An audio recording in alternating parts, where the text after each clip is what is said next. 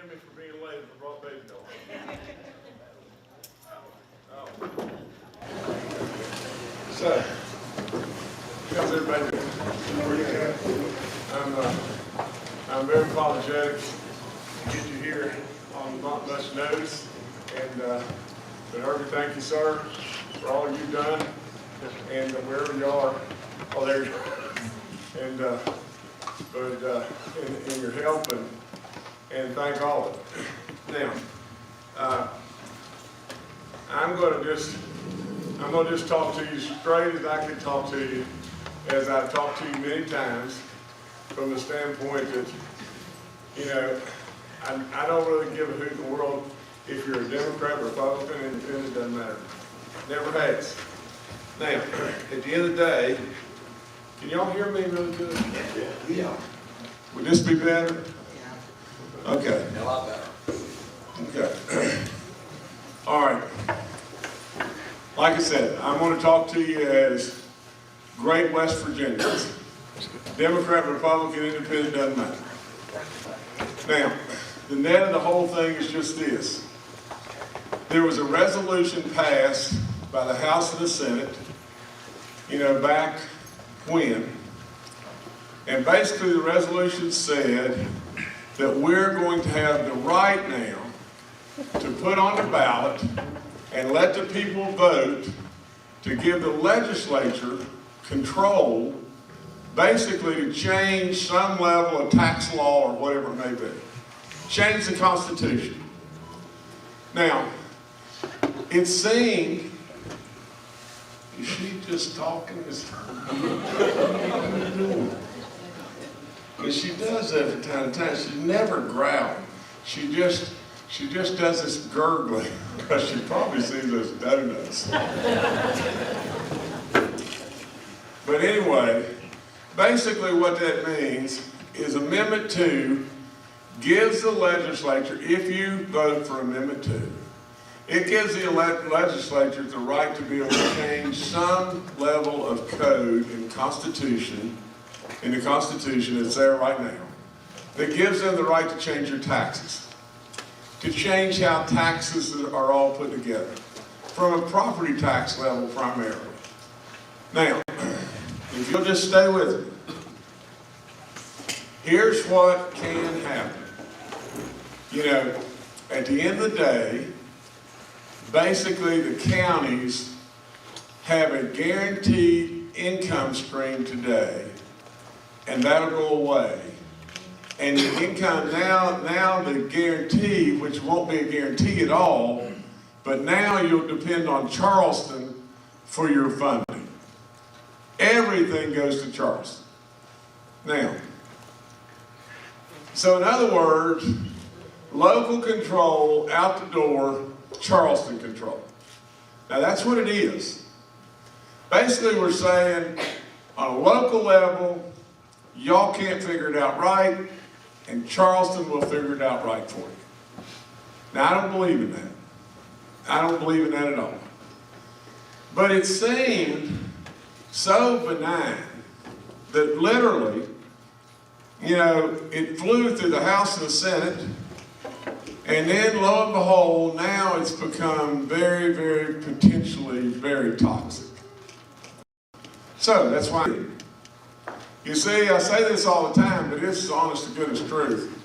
The state of West Virginia is doing really, really, really, really good. Now, and with that, we've been able to do a lot of stuff. Now, we want to continue to keep doing good and do more and more and more great stuff along the way. But for some weird reason, you know, a lot of folks in the legislature have decided that they want more control. I think good Republicans are constantly saying local control is better than Washington control, states control is better than Washington control, county control is better than Charleston control. I don't know what's got into us. Is there a little dog here? Or that's what it is. That's who you're talking to, isn't it? Okay. All right. But now, just think about just this for a second. And I would bet my life on this one. But of all the folks in here, if we pass Amendment 2, who's going to benefit more than anybody? Who's going to benefit more than anybody in here? Out-of-state corporations. That's right. And Charleston, you say is right. It's me. It's me. I would benefit to the tune of millions of dollars. And I'm sitting here telling you don't do it. Because I signed up for the right reason. I signed up to serve you, not to do something for myself. That's what I did. And that's where I'll stand. I signed up to tell you the truth. Now I'll screw up and make a lot of mistakes. For crying out loud, I showed the Bulldogs hind end to Bette Midler. So I made plenty of mistakes. That wasn't a mistake. It wasn't in my mind. Yeah. But with all of that, I won't tell you anything that I knowingly know is not true. There's no way. And I don't want anything in this job. You see, you honored me beyond belief when you made me your governor. And I say this to people all the time, but when I'm in a plane, I'm flying at night, you can see a long, long, long ways in West Virginia if it's a clear night.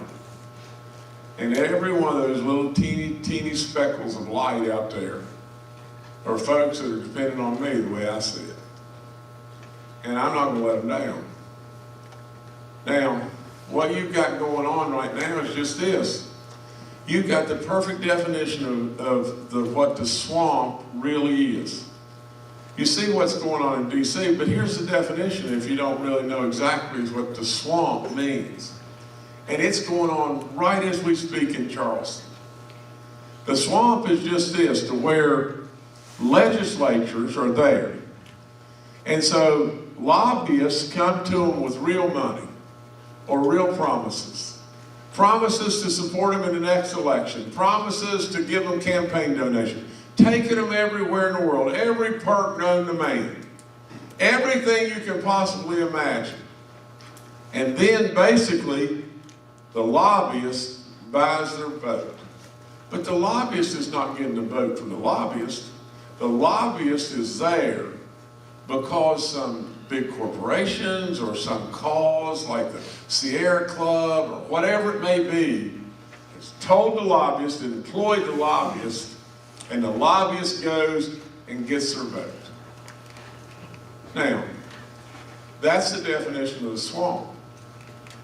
You see, at the end of the day, our elected officials are supposed to do what the people that were elected want done. And then what happens, though, in many situations is the promise of the next office or the next perk or whatever it may be, before you know it, the people's wish moves to the back of the line. And the personal wish moves to the front of the line. How many politicians do you know that have never had a job? God, they've never had a job. And they're rich beyond belief. You know? I mean, it's just not right. And literally, at some point in time, if we don't watch out, in America, as strong as America is, America will fall. Now, we're tough, and we're resilient people. But I got to tell you this just real quick. When Jimmy Carter was in office, and just stay with me just 1 second, we had 20% inflation, 20% interest rates. Right there close. Now, I could be a little off. We boycotted the Olympics. We had a Russian grain embargo going on, 100 hostages in Iran. We deregulated oil and gas. We gave away the Panama Canal. It was just one thing right after another, right after another. And our allies looked at us like, what in the world is going on? What's going on? Now think about it. In addition to that, Russia was on the move like crazy. They had invaded Afghanistan. It was just one thing right after another, right after another. The Soviet Union was so powerful, it was off the chart, and the world was scared to death of it. And then along came Ronald Reagan. And then in just a matter of a very, very few years, Ronald Reagan is standing there saying, Gorbachev, tear down that wall. The whole Soviet Union just collapsed. The god-awfulest, most powerful of the powerful of the powerful collapsed in no time. It can happen to us too. It really can. The swamp is cannibalizing us. Now the last of my last is just this, and I can go on forever and a day with this, and I'll answer your questions. But at the end of the day, I'm a believer in just this. The reason the car tax came up in the beginning is, and this is probably pretty smart from a political standpoint if you want to give them that, but they put it with this to buy your vote. Like it or not, they did. It's the only way in the world you would vote for this. And so I had to figure a way to take that off the table. And I did. And I will promise you, to God above, there is no chance on the planet that you're going to pay your car tax now. And the reason you're not is because I came up with a way to do it without changing the Constitution. I said, why can't we do this? Why can't we give you a rebate, dollar for dollar, cent for cent, for what you pay in your car tax? And we can do it electronically, maybe in a matter of just seconds. About 87% of you pay your car tax and everything electronically. And if you don't, we'll send you the check. But here's what we can do. We can take money out of the surplus and set it over here, and the very second you pay your car tax, send it right back to you. The only argument that they have is, yeah, but that may take a while. And that's garbage again. That's the swamp just telling you garbage. The car tax is totally off the table. Because I don't think you ought to be paying your car tax. I'm tickled to death that you're not going to pay your car tax. There is no way you're going to pay your car tax. It's off the table.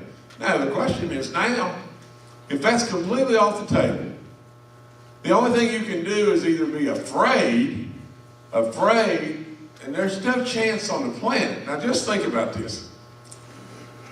If Amendment 2 goes down in flames, okay, and I really think it's going to go down in flames, but if it goes down in flames, and then the first bill that I introduce on January the 6th, or whenever we come into session, is the rebate to get rid of your car tax. Do you honestly think there's one single legislature that's going to vote against that? They are crazy. You'll kill them if they do that. There's no chance they'll vote against that. So it's done. It's done. It's off the table. Now your question is, do I vote to give Charleston local control? Do I vote to give big corporations big giant tax breaks? Do I vote to do that and change the Constitution? And on top of that, if that's not enough, just think about this. I'm a real believer that we ought to be on a pathway of getting rid of our personal income tax. Literally. That's what we should do. Anybody in the world that has a brain can read any publication, tax publication anywhere, and it shows you that state after state after state that gets rid of their income tax has growth beyond belief. Now this machinery and inventory tax, all it is build a field and hope they'll come. I'll promise you, if you do Amendment 2, you're putting a stake in the heart of the personal income tax forever. It never will come up. No way. They can't possibly afford it. There's no possibility. So it's so bad, it's beyond all comprehension of bad. Now, at the end of the day, from my standpoint, be with me. Just be fair. things are so blooming good now compared to when I walked in the door on day one that I can ride the wave to the end, and I can ride in every parade. You'll absolutely, everyone say he's the greatest governor in the history of all time, and I'll be done in a very short order. And the odds are that we'll be able to ride that wave until maybe that time. But then something bad's going to happen. You mark it down, it always does. Dupe always happens. And when something bad happens, the only place, because you've given up control to Charleston, the only place they can come to get in balance is cut what is supposed to come to you. You can't do it. You just cannot do it. You're smart people. You're good people. And you work hard. And you got incredible, incredible county. Incredible area. We've got all kinds of good things going on. And we could blow our blooming legs off like you can't imagine. Now just stay with me just 1 second. They may say, well, let's get rid of the car tax, let's do the machinery and inventory tax, and let's do the 10% on the personal income tax. Well, I don't want to do 10% on the personal income tax. I want to do more. Because the more money we give you, you're going to spend it, just like we all do, right here. You're our own stimulus package. And the lower our income tax are in the state of West Virginia, the more people will come. I mean, for crying out loud, it is the perfect scenario. Now, but if they do what I just said, car tax, machinery and inventory, and 10% on the personal income tax. 10%, which I'm wanting to do tons more than that. But if they do that, that's probably going to approach $900 million that you've just sucked out of the state. And what if we have a bump of any kind? Then they can't fund your services here. Policemen and firemen and the seniors and the schools, for God's sakes, a living. And literally, I hate to tell you this, but this is fact. Charleston doesn't hardly know you exist.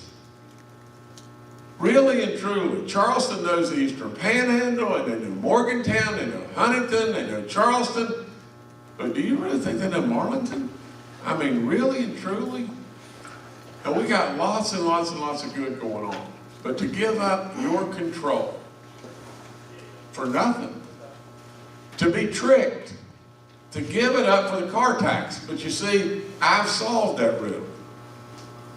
It'd be a really bad, bad, bad day. Now, my people, just a second ago, gave me this. You probably can't see it, but they just gave it to me. And this is from the Wall Street Journal. And it says, economists now expect a recession, job losses by next year. What happens if that happens? What happens?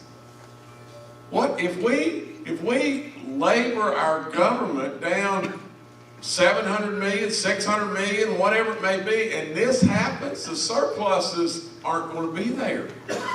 They're not going to be there for us to live on. And if the surpluses aren't there, and you lose your income stream, you're the only place they can come.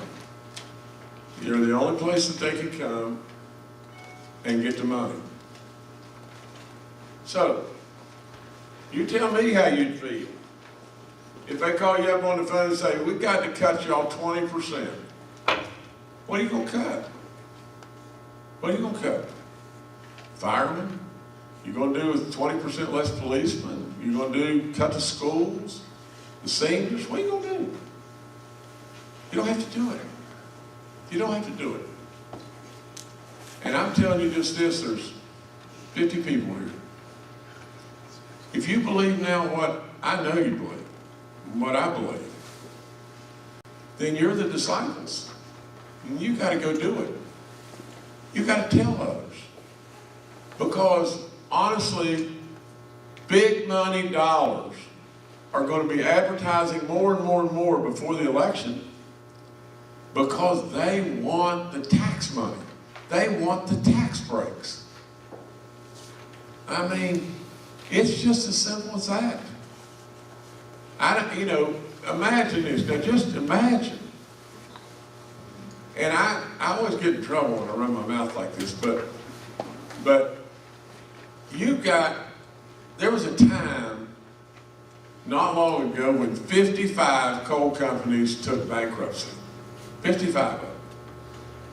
Now, I didn't do it. And it's been really hard. Not kind of hard. It's been really, really, really hard. We've been in the coal business forever. And we've fought our way through. We paid the banks, we paid the vendors, and it's been super tough. But you had 55 companies take bankruptcy. Some of them wrote off billions of dollars to vendors, to banks, to whatever. And today, some of them are making so much money that we can't even comprehend it. They're going to benefit from the amendment too. But why? Why? They're making so much money now they can't stand it.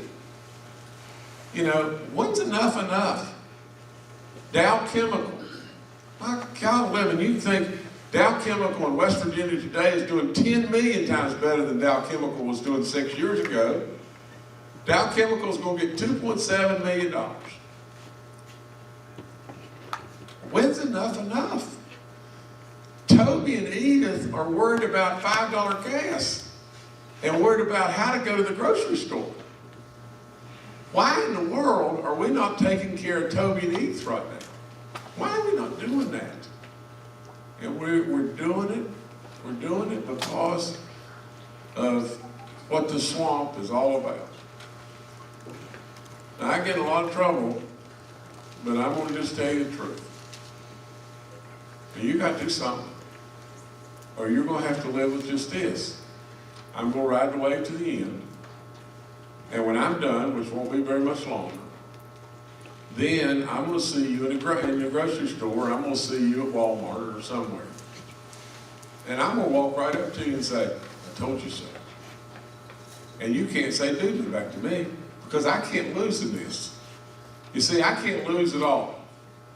If we do the right thing and we hammer down on Amendment 2 and it's gone, then we've won. And I'm super proud of that. If we don't, then I'll tell you I told you so.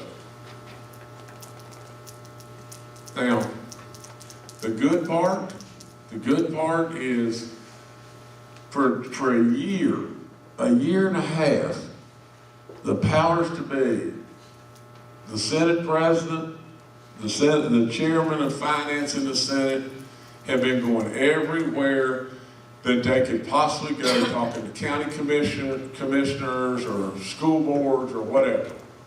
And they've been trying to convince them, and then they came up and they even bragged a bunch about it. We decided to put the car tax with it too, because we know then people have to vote this. Now, they've been everywhere for a year and a half probably. I got to the party late because they never asked me to go. They never asked me my opinion or anything. In fact, I was stunned when I said, let's just cut our personal income tax 10% right now. Give the money to our people. It's $254 million. It'll help with all this inflation stuff going on. Let's just do it right now. And the House did it in one day. And I expected the Senate to do it in one day. And it just stopped. And I said, what in the world is going on? And then the deeper I dug, the more I found out, they never would vote on it. They wouldn't vote on it. And at the end of the day, it's all about one thing. They got to have all the money. They got to have all the money. You see, if we gave you 10% of your money back, and you got $254 million, that's $254 that's the whole, plus their machinery and inventory, plus their car. Before you know it, they can't get away from it. It's too much. The hole's too big. So they got to have all your money. They got to have all your control. So then I had to make a decision. I could have just said, okay, well, just let them do whatever they're going to do.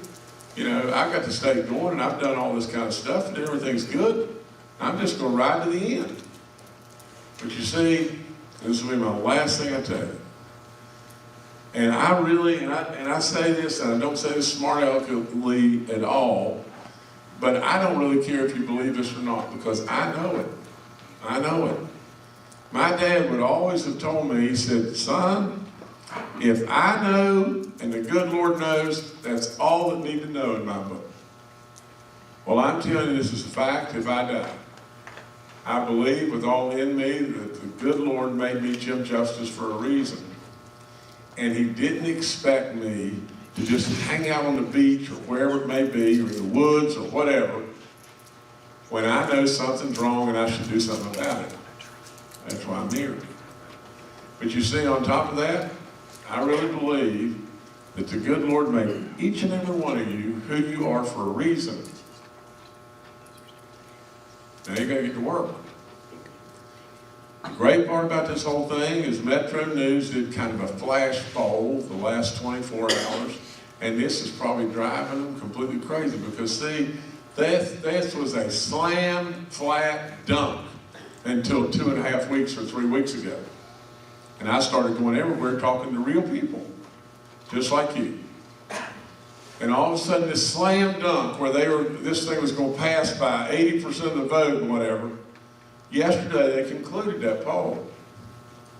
63% of the people said they're against it. 15% of the people said, 14% of the people said, we don't know.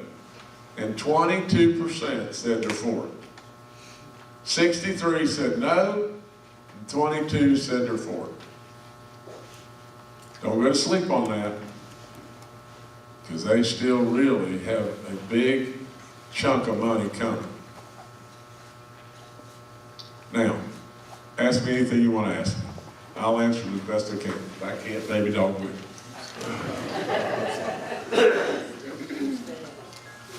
Yes, sir. Governor, first of all, thank you for saving the Greenbrier Resort. It's a wonderful thing. Full disclosure, I'm a Democrat, I'm a WCB guy, and I'm from Charleston, so these are probably 3 knocks, but I'm with you 100% on opposing this amendment, for the simple reason that there's no funding mechanism to replace $500 million of revenue that would hurt the schools, the counties, and the municipalities. So thank you for doing what you're doing. Well, thank you so much, and it's kind about the words about the Greenbrier, but let me tell you that the only thing I can say about the Greenbrier is just this, is there was a great day when we pulled that off, you know, because lots of folks over there were really worried. I was worried, you know, and we just kind of, if I can tell you a story real quick, and I won't bore you, but this is a neat story.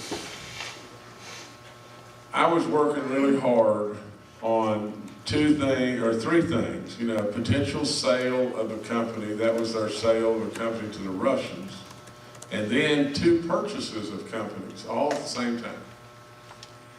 And I didn't have time in the world, or the resources or anything, to get involved in the Greenbrier thing. I thought, there's no way. I'd love to, but there's no way. And then all of a sudden, a couple things started getting done, and so I said, I'm going to at least just call them and say. So I called the CSX on the phone, and the CSX said, well, you can't do anything. You can't do anything at all because it's in bankruptcy now. We've got it in bankruptcy, and we did that because of unions. We tried to get rid of the unions and all kinds of stuff, which is terrible, terrible. You know, but nevertheless, we got, you can't do anything except go to the courthouse steps and bid on it at the courthouse steps. And I said, there's no way I'm going to do that. There's no way. And so I hung up, and then I just kept thinking about it, and I thought, well, and this is really neat. Now, this is almost like the car tax thing, but this is really neat. I said, you know, the Greenbrier's got to be incorporated. And what if I bought the stock in the Greenbrier, and then I'd be in bankruptcy, and then I just told everybody I don't want to be in bankruptcy, and I'm just teasing about being in bankruptcy, and so the bankruptcy go away. So I called him up on the phone, and I said, what about if I buy the stock, in the Greenbrier, then I'd be in bankruptcy. And then I'd go to the bankruptcy court and say, I'm just teasing, you know, and can they do that? And they said, well, we don't know, we've never heard of such a thing. So they said, well, their lawyers will check it out. My lawyers all checked it out, and they kept checking it out, and they couldn't find where you couldn't do it. And that's what we did. I bought the stock, and I went to the federal bankruptcy trustee in Richmond and said, I'm just teasing, you know. I want to pay everybody, you know. And literally, lo and behold, boom, boom, and God be my witness again, with tears in his eyes, he came to me and said, I've never seen anything like this in my life, and this is really the best outcome, period. Now, it was a good day. It was a really, really good day. But with all that being said, let me just tell you, every single thing we're doing through COVID and everything, we all are pulling the rope together. This isn't about just me. It's about all of us together. And that's how it ought to be. So thank you for the compliment, but really and truly, lots of folks pulled the rope. That's all there is to it. I'm here. You can ask anything. Yes, sir. My name's Tony Bird. I'm with you on this Amendment 2 all the way, but my concern is something that was in the Intermountain last week about the seniors program. I'm on the seniors board, and when you see them start closing, something needs to be done, I think. And I've talked to Mr. Phillips, Mr. Williams, and a lot of people, but it doesn't seem like anybody wants to do anything about this commissioner. We've had concerns for the last 5 years. We almost closed about 4 or 5 years ago. This is the director here, and we have a lot of concerns, Governor. Okay. All right. I'll tell you what I want you to do. Okay. You know, you're talking about, is it Roswell? Is that? I'm talking about Oswald, yeah. He's the director. He's commissioner. Okay. You know, somewhere here, well, back here in the back, are my people. You need to give them your information. Let me dig into it a little bit and see if I can get some information back to you. Because let me tell you, I mean, first of all, I've read 7,400 or 7,500 names and lots and lots and lots and lots of folks seniors. And the seniors give us everything. They've given us their wisdom and everything forevermore. First of all, thank you for your service, sir. You know, and but nevertheless, we don't need to be hurting seniors. We don't need to be hurting and taking away functions and services and everything. I mean, with the surpluses we have and the abilities we have, we need to be helping more and more and more. I mean, they've given us everything in the world. It's almost like just the military. And you know, again, I thank you for your service and everything. That is something with the military. Is that correct, your hat? That's what? Is on your hat, is it something to do with the military? U.S. Navy. Okay, well, that's what I said. The one I'm talking about that closed is over in Pendleton County. Janice Lance was the director in Franklin. Right. And once you close them, the doors are not going to open again. They say they just didn't have the money. Get them your information. I really don't blow smoke at anybody. I'll get back. I promise. As soon as I can find out what's going on, I'll get back. Thank you. Thank you. You got me. Yes, ma'am. Hi, Governor Justice. My name is Glenda. I'm a retired school teacher, so you can imagine for my question. I am definitely a no on Amendment 2. I'm also definitely a no on Amendment 4. And I know that you have been somewhat ambivalent about where you stand on Amendment 4. So my question would kind of come down to a simple one. If we're going to vote no to give up local control, why not vote no on also giving up local control and input into our school system and then turning it over to the state, which means that, I mean, we're already have the State Board of Ed, but if we get the legislatures involved, then every 4 years or every 2 years it could change. And then every time we're gonna be facing whatever the newest and the hottest culture issue is going on in the country.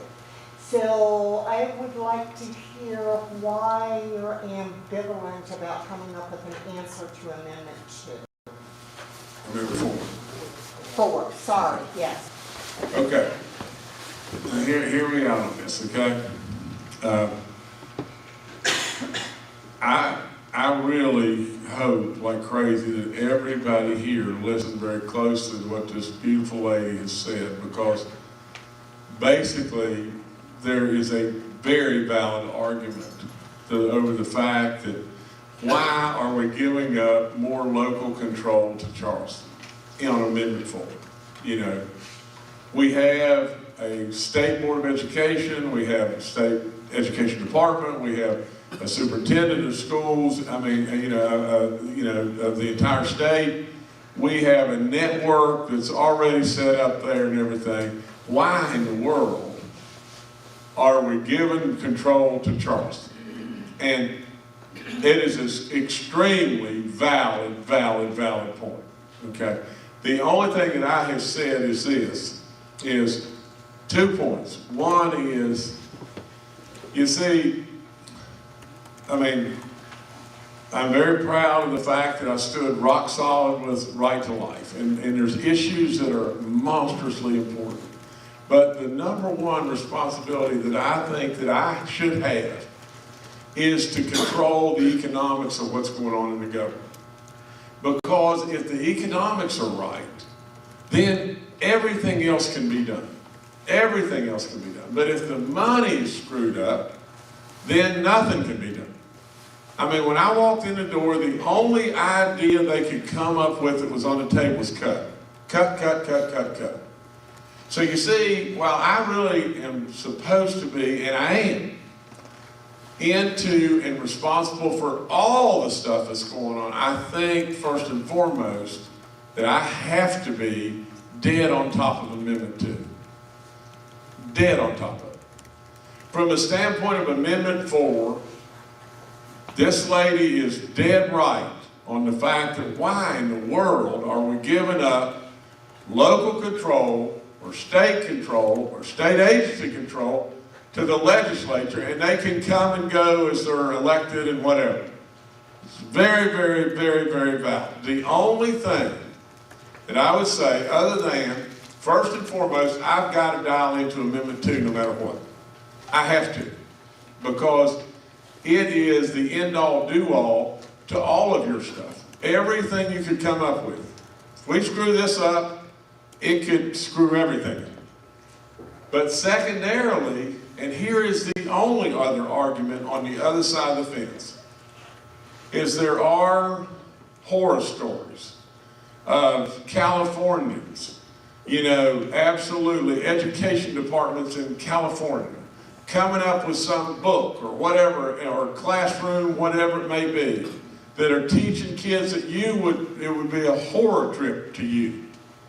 And therefore, why not let the legislature have some oversight on what really is going to really happen in education? That is the only argument. Really and truly, at the end of the day, this lady has a rock solid argument. That's all there is to it. Why give up? Why give up control that we already have over a booger? I mean, that's all there is to it. A booger in the closet. Because we could become California. But a lot of folks in Charleston want more and more control of everything. I mean, for everything. I mean, crying out loud, they want to even say this. If they decide, they all get together and decide that Charlie over here is not worthy, and no matter if it's against law and everything else, all of a sudden they want to impeach him, then the courts don't have any jurisdiction over that at all. It's just us.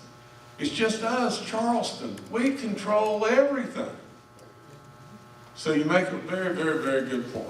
Very good point. Governor Justice you know, I understand what you're talking about California, but we're not California. I said that. We will never be California, and we're not gonna follow the decisions of California. We don't have the same value system as probably a lot of the people in California, and that's okay. You know, our country's big enough for everybody. Sure. And all different thoughts and all different political parties. And that, but I see a potential that we could go the other way. You know, just the opposite of the liberal stuff in California, that we could go to such a conservative thing that you would lose your job if you talked about Frederick Douglass or something. If we got all enmeshed in this critical race theory garbage.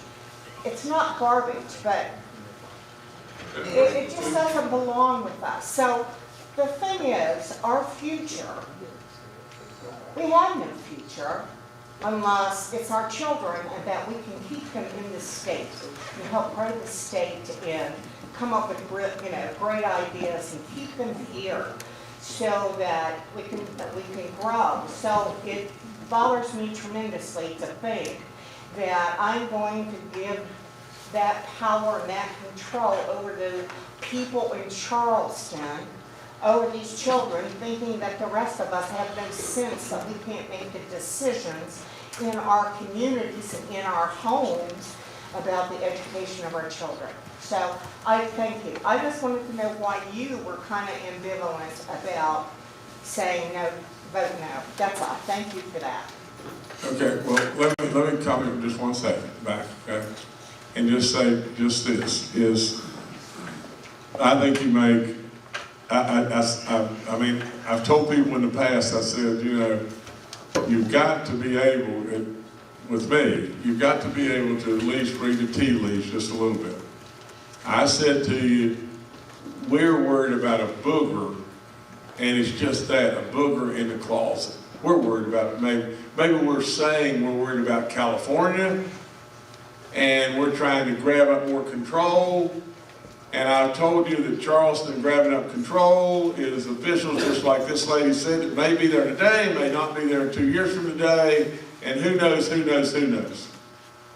You make a tremendous argument, a tremendous point, and I could not agree more with your point in the local control versus Charleston control.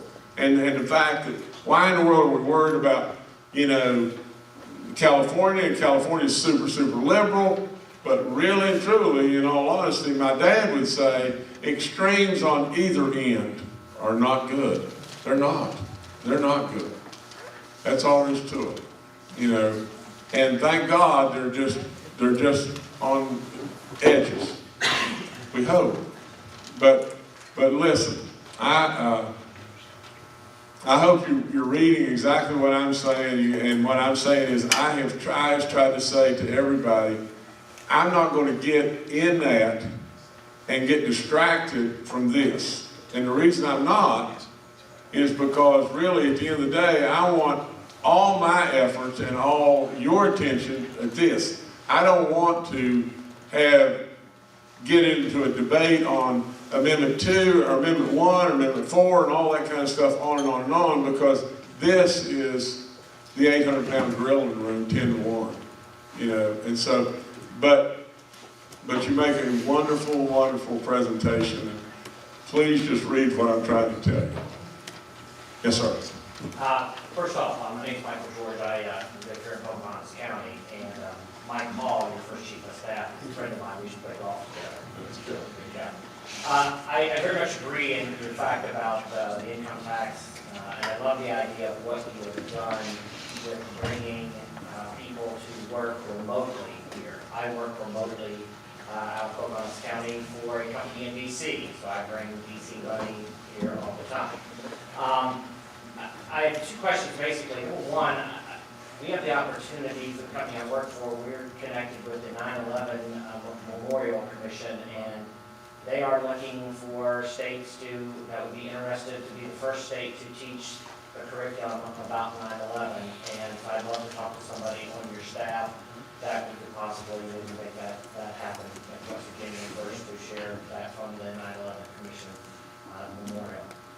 Secondly, also I would love to talk to somebody on your staff about your remote work plan, because that is a boom for West Virginia. The fact that we can bring people out of these cities and bring them here to an area that's clean environment, clean background, good wholesome living, but also it can be marketed from a standpoint of, we're doing our best for climate change by getting people out of the cities into rural areas. So I just wanted to thank you for these 2 points, and then just trying to find out, what I can do with connections I have to help your administration with some of these items. Well, thank you for being here. Thank you for all you're already doing. Without any question, you'll have instant access to them and everything. They'll get it to the right people, get it to me, on and on and on. Let me comment just a second on remote workers. Now, just think about just this. Think about what an opportunity we have in West Virginia today for remote workers. And we are attracting X, but we could attract 10X if we just were on our game. If you just think about the personal income tax issue, there's 2/3 of the population of this entire country that's just north of us. And they've got to drive through us to get to a state that doesn't have income tax. Literally, do you not think that, and many of them are wanting to relocate and everything, do you not think they would come in a second to West Virginia if we really got on an aggressive pathway to get rid of your personal income tax? Well, good Lord, they'd come in a second. And then all kinds of goodness starts happening and everything. So we're on it, we're working and everything. I've just got some major rockheads that just won't listen. That's all there is to it. Yes, sir. Governor Justice, my name is Tom Walker. I just recently moved back to my beloved Pocahontas County. Been in Ohio for 30 years because that's where the job had to take me, but I'm a remote worker.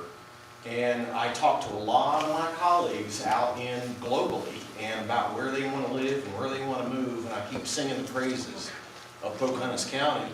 But I will tell you one thing, as I sat down and did a comparison of income tax, my income tax, what I was paying in Ohio, and I got other people wanting me to go to Texas and Tennessee where there is no income tax. And it's quite a bit higher here in West Virginia, so it's kind of a hard sell. I can sell them on the beauty and the hiking and the biking and the outdoor activities, but I will tell you, the income tax. You're dead right. So, You're dead right. But y'all listen to this I man. lived up in the eastern panhandle in Charlestown for years, and that's a bedroom community of Washington, D.C. And those people were there not because of income tax. They were there because of the very super low property tax. That's right too. fair enough. It's the overall. That's exactly right. That's right. But why can't we have it all? That's my point. Wait just one second, sir. Just one second, please. You're dead right. Every surrounding state all around us has a cheaper income tax than we have.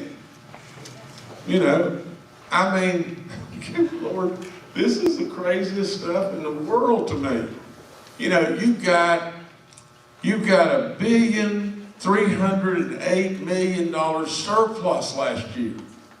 And for the first 3 months of this year, we have another $427 million surplus. Do you realize when I walked in the door, honest to God, we would have killed to have had a 5-person water bottling plant, which I'm not opposed to at all. But we would have done anything to have just done anything. Today, you've got $1,300 million surplus, and now $400 million in 3 months on top of that.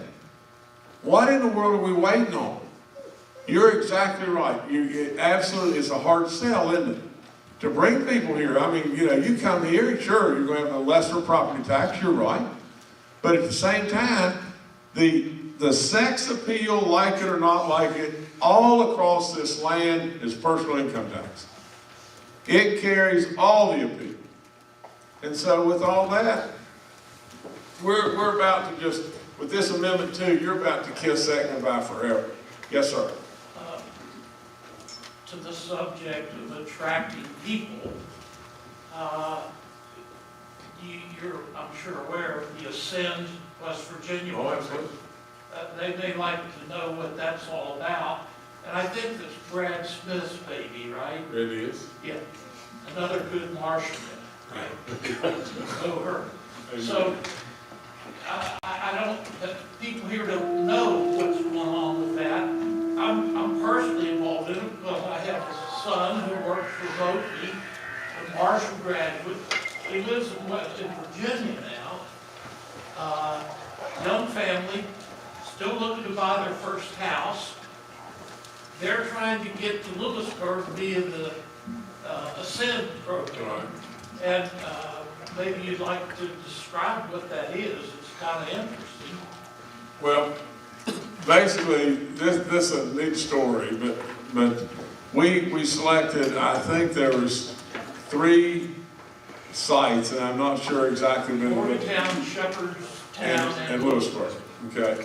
And we wanted to expand that even further, okay?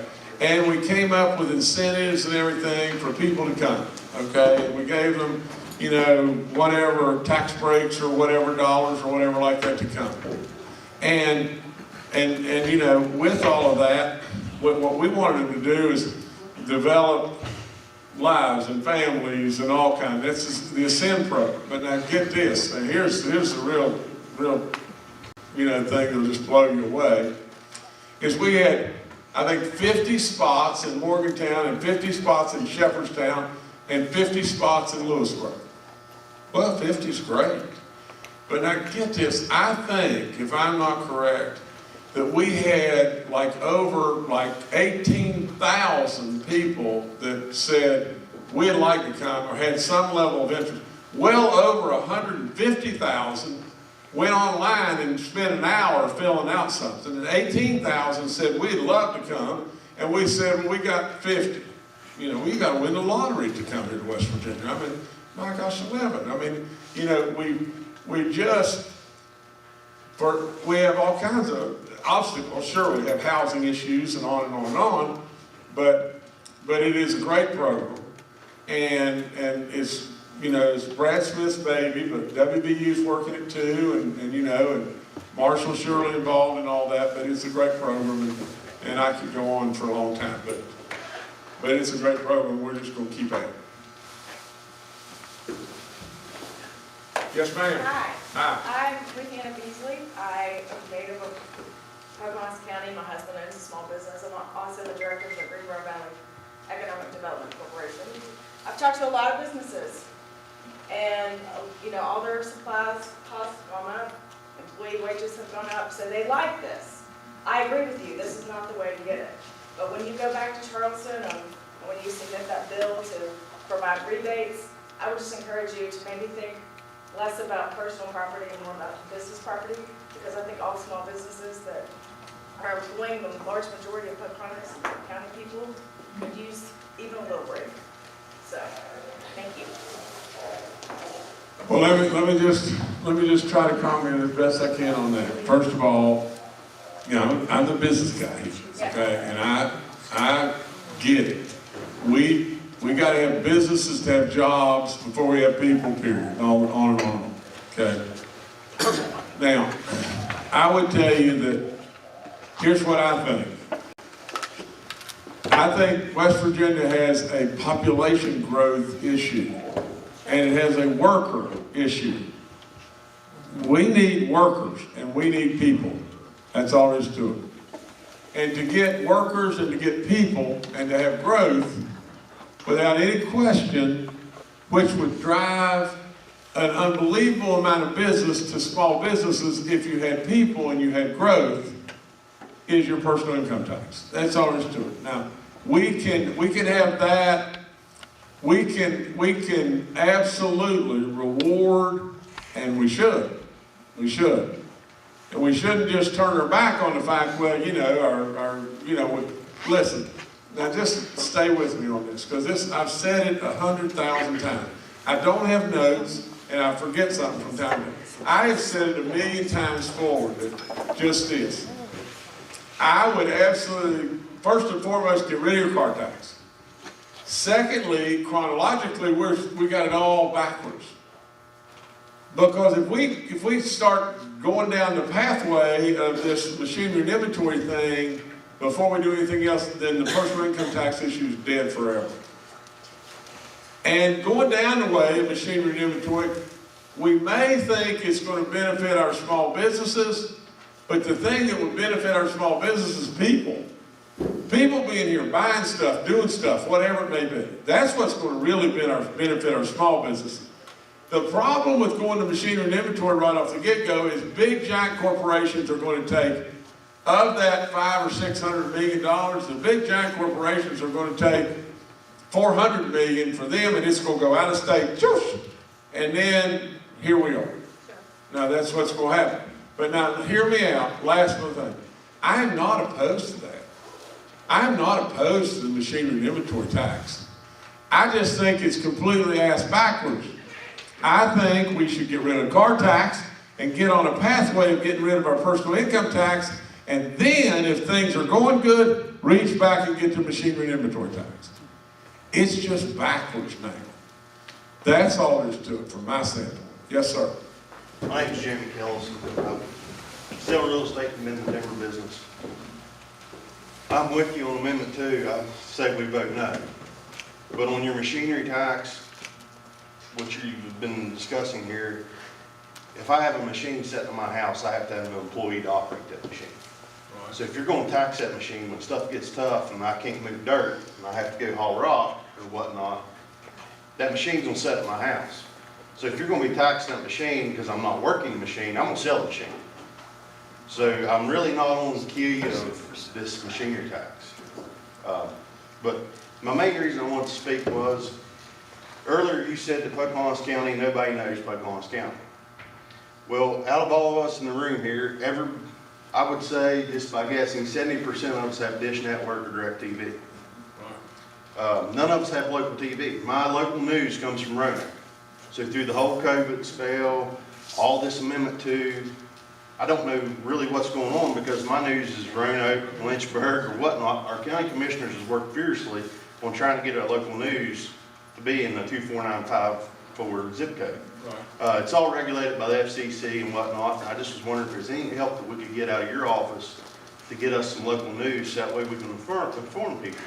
I'm out and about in the public all the time, so I know kind of what's going on, but there's a lot of people like my father that watches the news every evening, and he tells me what's going on in Roanoke, but don't know what's going on back there in Charleston. You know, so I just was wondering if there's some help on that from your office somehow, some way. Okay, well, I'm going to try to answer a whole bunch of stuff. Okay, I know that was a lot of information. I'm sorry, but that's just... But first of all, you need to talk to our people. Okay. And then let me see, because I don't know. I don't really know if there is anything available or not available in regard to you know, some level of local TV or whatever it may be. That I've got to find out, okay? From the standpoint of you having a machine and you know, paying your machinery and inventory tax on it and whatever it may be like that. Let me say this, and I wish so much, now you've got a question that you know, always at every one of these have our Secretary of Revenue here, and tax and everything. He'd be able to answer that just like that. So I'm gonna make a bluff at it, but don't hold me to this, okay? Some way, from a standpoint of writing against profits, on inventory today, there's a dollar for dollar, you know, deduct on, you know, if you make $10,000 of profit and you have $5,000 worth of inventory tax, dollar for dollar, you can write that back off. Now, if you lose money, now, and again, I'm way out on a limb here because he's the star at this and I'm not, okay? So don't hold me this, please, because like I told you before, I'll tell you the truth, but I make mistakes and I may be wrong about this. All I do is just check that, okay? Because I could be wrong about that, but I think there's a dollar for dollar write-off against profits, but if you don't make a profit, there's no reach back. You know, like you can't carry it forward, you know, the next year, whatever it may be. But I think that's right, but please check that. Okay.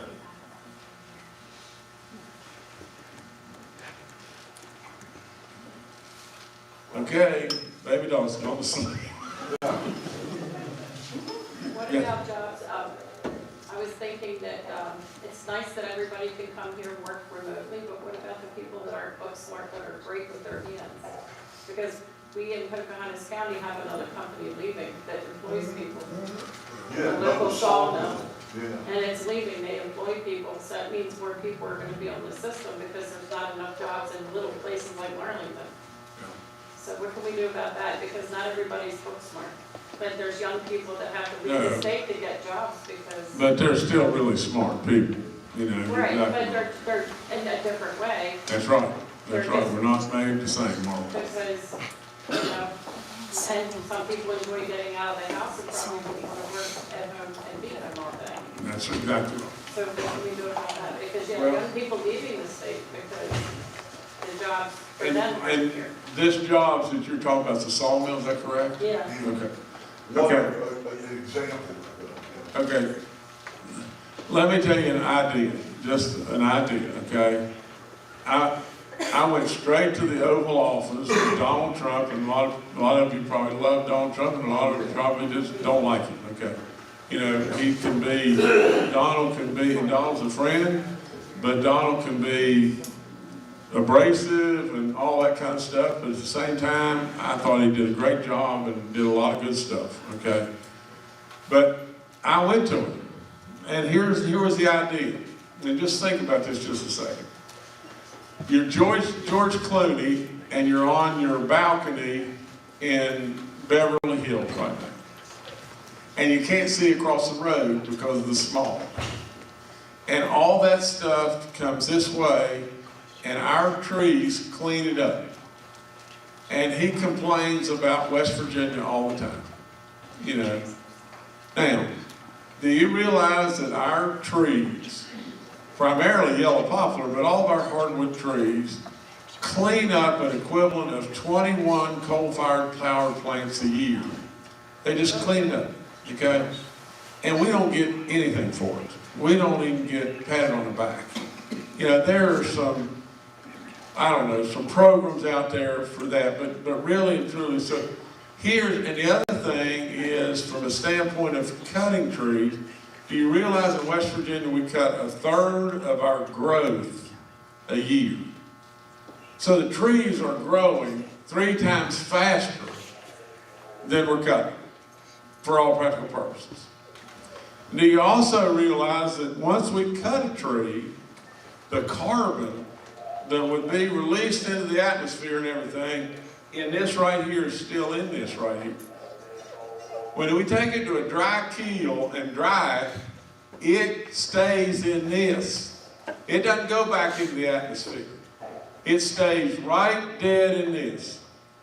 So in other words, to some kind of silliness, maybe not silliness, but we could cut more trees and cut more carbon out of the atmosphere by cutting more trees. Because we're going to suspend it right in this.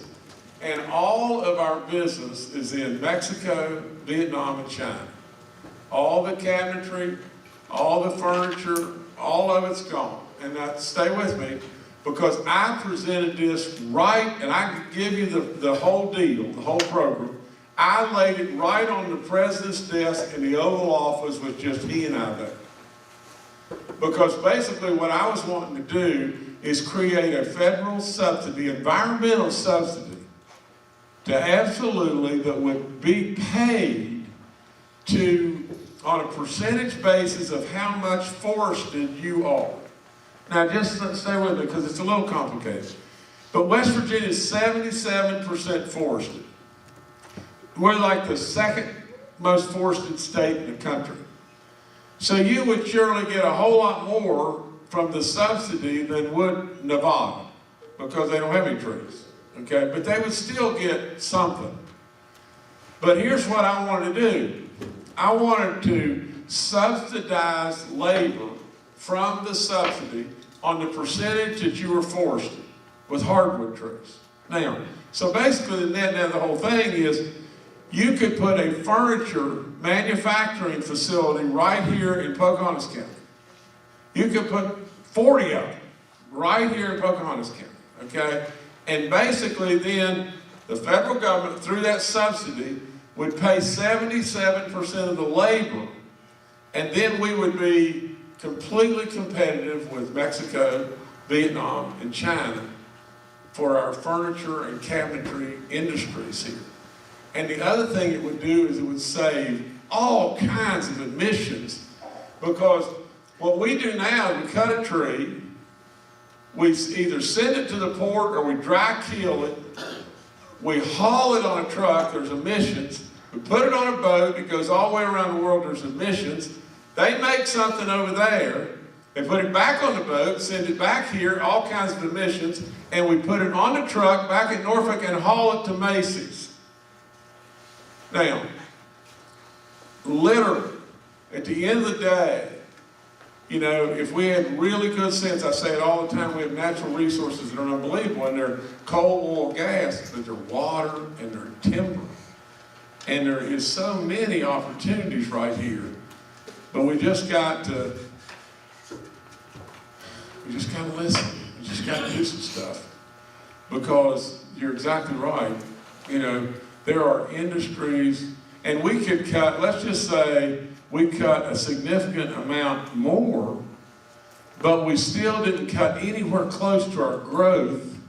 Then we would keep all of our canopy and everything that we would have and still do all the cleanup all the time. But when this tree falls on the ground, because it grows and it matures and it finally falls on the ground, at some point in time, the carbon that's captured in that will go back into the atmosphere. Well, if we want to help ourselves, for God's sakes, 11, we don't want it to lay on the ground and a fire come through the ground or whatever it may be and release it right back into the atmosphere.